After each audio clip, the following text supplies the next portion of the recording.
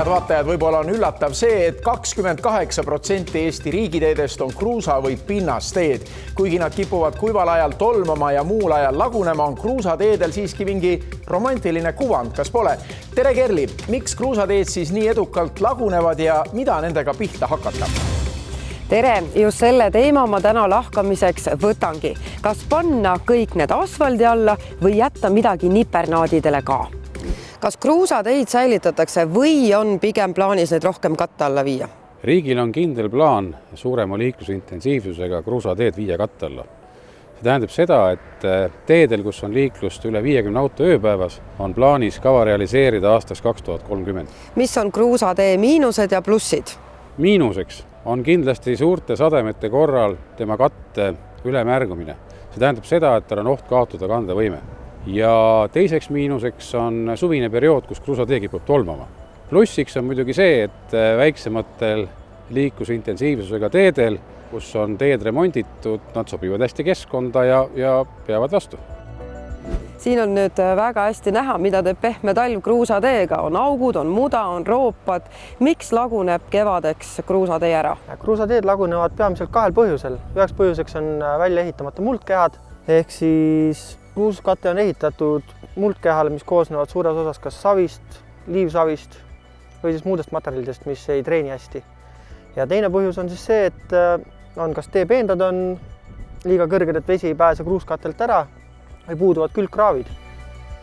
Äsja mainitud olukord kirjeldab just seda kruusateed, mille ääres me täna juttu ajame. Selleks, et seda olukorda siin parandada, et vesi tee peal ei seisaks, tuleks teepeenrad eemaldada selliselt, et ta oleks teepinnast madalam, vesi saab tee pealt ära joosta tee maa-alale. Kui see mingil põhjusel ei ole võimalik, siis tuleks juba rajada kraavid. Kuidas kruusateid parandatakse? Kruusateid parandatakse profileerimisega. See tähendab siis seda, ehk siis rahvakeeli hööveldamine, et teehöövel tuleb, lõikab kruusakihi lahti, lõikab kuni aukude sügavuseni augud välja, siis planeeritakse sama kruus tee peale tagasi ja antakse talle kalded, et vesi ära jookseks ja niimoodi see käibki. Kruusatee muudavad pehmeks nii kevadised, sügisesed kui suvised vihmad.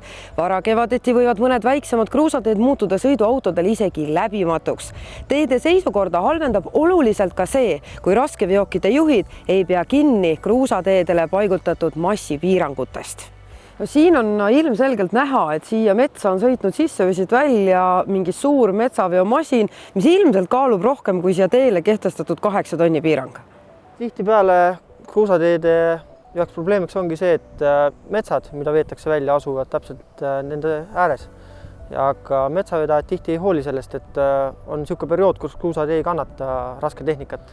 Ja siis nad sõidavad mööda seda ikka ja see lõhub päris tublisti kruusateid. Kuidas ja kust saab teada, et teel on piirangud?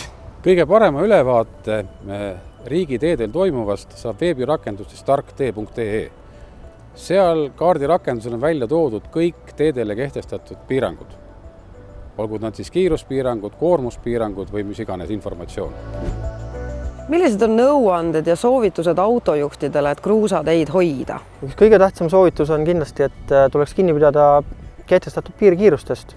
Teine asi on, nagu siingi näha, tuleks vältida raske liiklust, kui juba hakkab teepind minema kaotama oma kandevõimet. Ning väike lisasoovitus oleks veel selline, et kui juba hakkavad tekkima roopad, siis mitte sõita selles roopas, vaid natukene kõrvale, et mitte süvendada olukorda. Kruusateel sõites on ka omad ohud, mida tuleb teadvustada. Kindlasti ei tohiks lahtise kruusa peal teha kiiruskatseid ega äkilisi kiirendamisi. Kruusatee kattekonstruktsioon on selline, kus katte pealmisel kihil on lahtised kivid, mida peab arvestama, kui läbida kurvi. Pidama saamisel pidurdusteekond on pikem ja tuleb arvestada ka ohtudega, et lõikudel, kus kruuskate on õhem, võib olla läbivajumise. Mis see läbivajumine on? Läbivajumine tähendab seda, kui kruuskattega tee peal on raske liiklus vajunud teekattest läbi, tekitades teele deformatsiooni. Ja nüüd, kui selle järgselt sinna deformatsiooni või auku sõita, siis auto võib kaotada juhitavuse ja olukord võib lõppeda õnnetusega.